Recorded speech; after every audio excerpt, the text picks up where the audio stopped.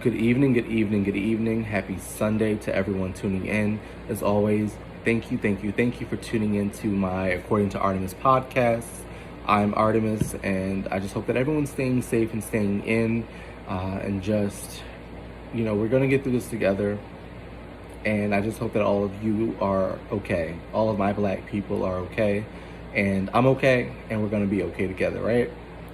And just jumping right in, today's video is entitled, Black Men, Why Do We Hate Black Women So Much?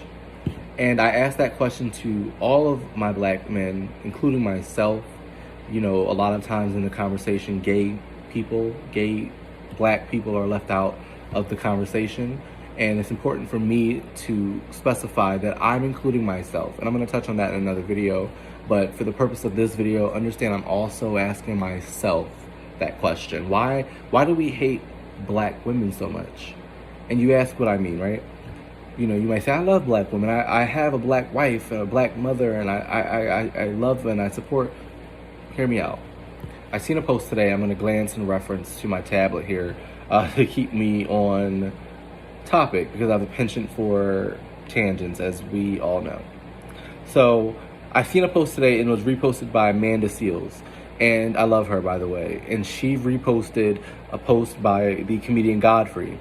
And he was contrasting the roles our black women play in television and in movies, in contrast to their white counterparts. And how the white woman can be the agent, the superhero, and she can have the superpowers, and she can swoop in and save the world, and she can take down 200-pound men, is what he said. But our black women, think about the popular shows that our black women are on. They have to be on television, or they can only be on television if they're willing to be, in the midst of murder and crime and scandalous activity and slander. And, if they're willing to be portrayed as sleeping with a white man and being his mistress and things like that. Even in our own black media, and I'll reference it again, I spoke about it in a previous video, prominent black men, prominent black media, but the roles that he creates for black people, in particular our black women, are of scandal, of crime, of, nothing that anyone would watch and aspire to be, right? And rightfully so. It's horrible, disgusting traits, but it's how our black women are portrayed when they have these roles. And it trickles down to our own households. And I want to say, something, or quote myself. I wrote this down earlier when I felt it, but we talk about systematic racism, and it's very real, but can we talk about our own systematic issues within our own black community? And I said, I quote, we systematically allow, encourage, and even spearhead the discount and disrespect of the black woman. And I'm going to repeat that. We systematically allow, encourage, and even spearhead the discount and disrespect of the black woman. And what do I mean by that? Hear me out. Let's talk about it. We say Black Lives Matter, but do we ever really mean black women as well, right? Do we include black women? When we think about the face of Black Lives Mattering in history, right, we might think about Dr. Martin Luther King, right? God rest his soul. And when we think about him, we might also think about Malcolm X, and we might even think about, of course, the lovely Mrs. Coretta Scott King, right? And we think about her, of course, in reference oftentimes to her husband.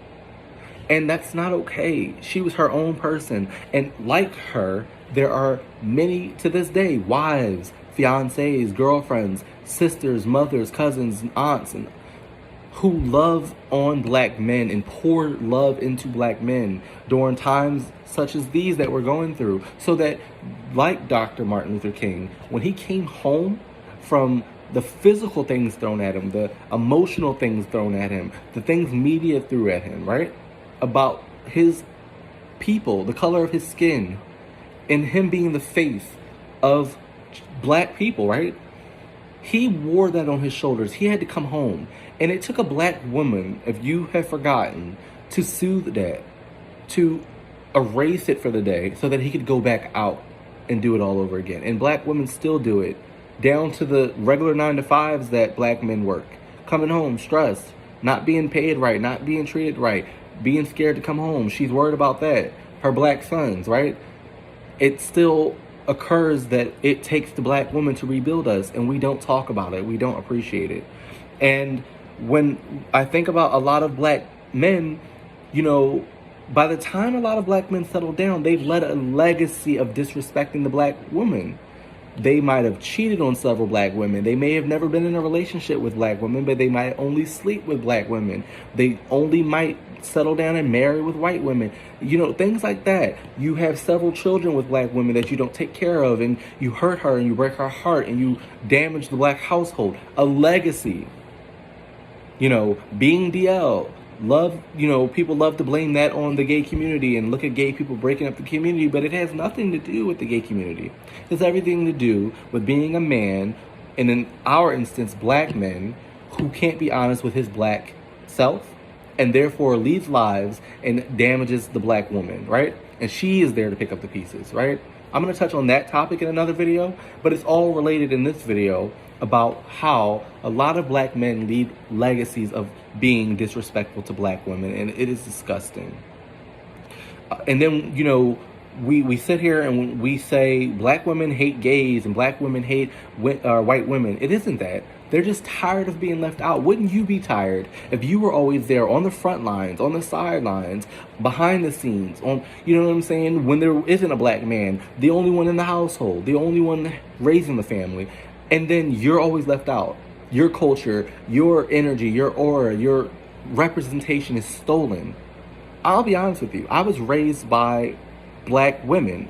My cooking, my sense of style, my music choices, I am influenced by black women. But many of my gay black men, my fellow gay black men, steal these things from black women and don't appreciate black women and will put down black women. I would never. It's not okay. Do you understand what I'm saying? People will come home to their black mom and say they love their black mom, but then go out there and will verbalize and say they would never be with a black woman because she's loud and she's ghetto and she's problematic, and further, you know, perpetuating these stereotypes that are created by the media. I'm going to be honest. Are some black women loud? Right? And are they quote unquote problematic? Damn right. And you know what?